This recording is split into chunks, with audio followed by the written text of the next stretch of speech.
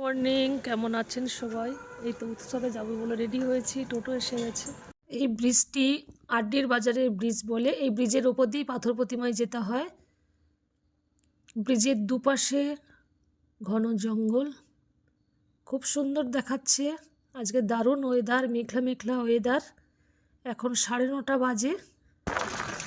এই যে নদীটি, এই নদীটির নাম কাল্লাগিনি নদী।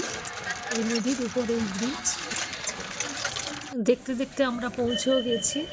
এখন 10টা বাজে, এখনো অনুষ্ঠান শুরু হয়নি।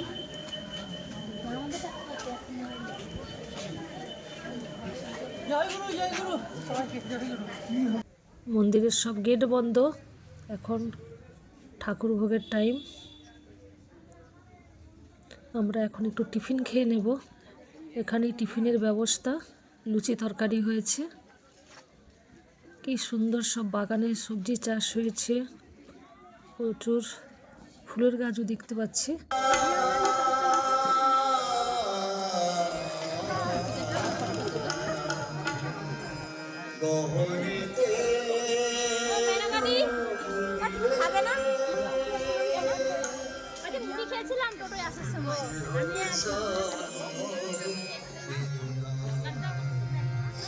ওই অপরূপ নয়নে তোমার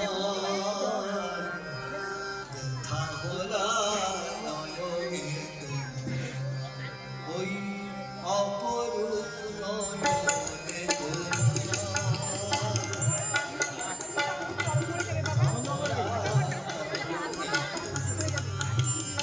তোমার আখি মনে হয়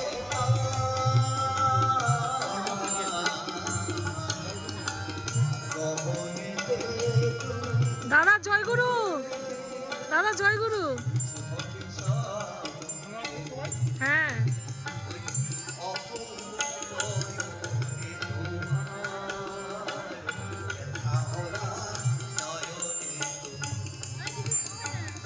হে মোর বিধাতা বিশ্বজাতা, হে চির পাবক মুক্তিদাতা, দিব্য সুন্দর জ্যোতি প্রজ্জ্বল পতিত পাবন বিশ্বপিতা।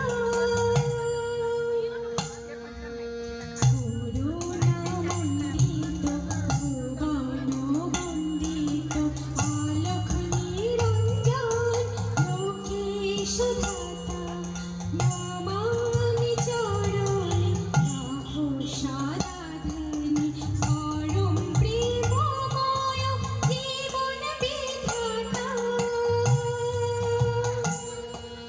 বন্দে পুরুষোত্তম, বন্দে আর্যপিত্রে, বন্দে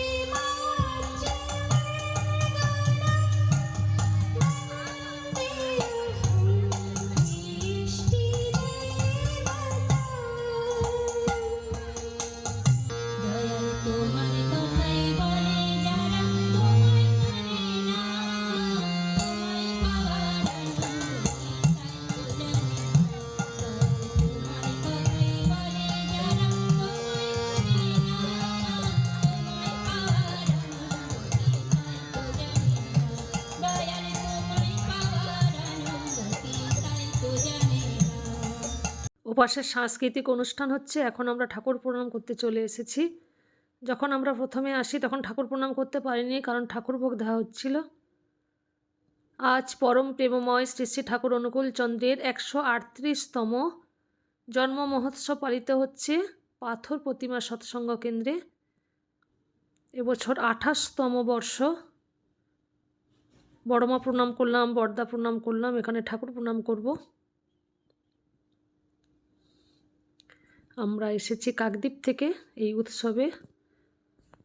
তারপর আচার্যদেব প্রণাম করলাম।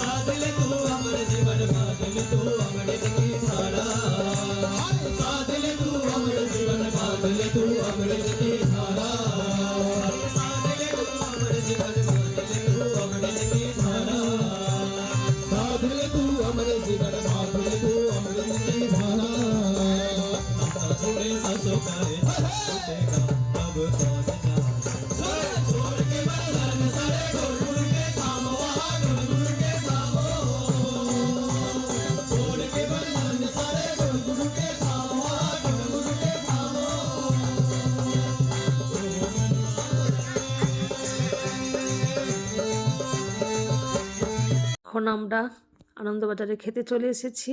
আজকের মেনু হয়েছে ডাল, আলু ফুলকপির তরকারি আর চাটনি। প্রত্যেকে যে যার অঞ্চলে আছি সেই কাজটা করতে থাকি। 2022 সালে এটা শুরু হয়। আমরা অবগতই ছিলাম না যে প্রত্যেক অঞ্চলে বহু বহু মানুষ দীক্ষিত আছেন, তাদের কোনো খোঁজ পরিচয় আমরা রাখি না। একবার দীক্ষা দিয়ে দেওয়া হলো, ব্যাস বীজ পুঁতে রেখে দেওয়া হলো, আমরা গিয়ে তার খোঁজই নেই না। যখন দীক্ষা প্রোগ্রাম আসে তাদেরকে দীক্ষা ধরে নিয়ে আসা হয়, কিন্তু মানুষটা যে কোথায় গেল আবার ভুলে যায়। শুধু এর ফলে কি হয়েছে যে যে পরিমাণ মানুষ দীক্ষা নিচ্ছে সেটা একটা সংখ্যায় দাঁড়িয়ে গেছে, যে লিস্ট হয়ে আছে যে এতজন মানুষ দীক্ষা হয়েছে, কিন্তু সেটা এই সংখ্যাটা ঠাকুরের যে বিধি নিয়ম মেনে চলে, যারা ঠাকুরের মন্দিরে যাতায়াত করে তার হয়ে চলা সেই মানুষের সংখ্যাটা তফাৎ হয়ে গেল অনেক পরিমাণে, সকালে। হয়ে গেল। দক্ষিণ চব্বিশ পরগনার যে কাউন্ট আছে তাতে দেখা যাচ্ছে যে প্রায় 9 লক্ষের মতো মানুষ দীক্ষিত আছে, কিন্তু তার অ্যাক্টিভ আছে মাত্র 70,000। 70,000 মানুষ প্রতিনিয়ত ইষ্টভীতি প্রেরণ করেন, আর বাকি মানুষ ইষ্টভীতি প্রেরণ করেন না। এই সংখ্যাটা একটা হিউজ অ্যামাউন্ট পড়ে গেল।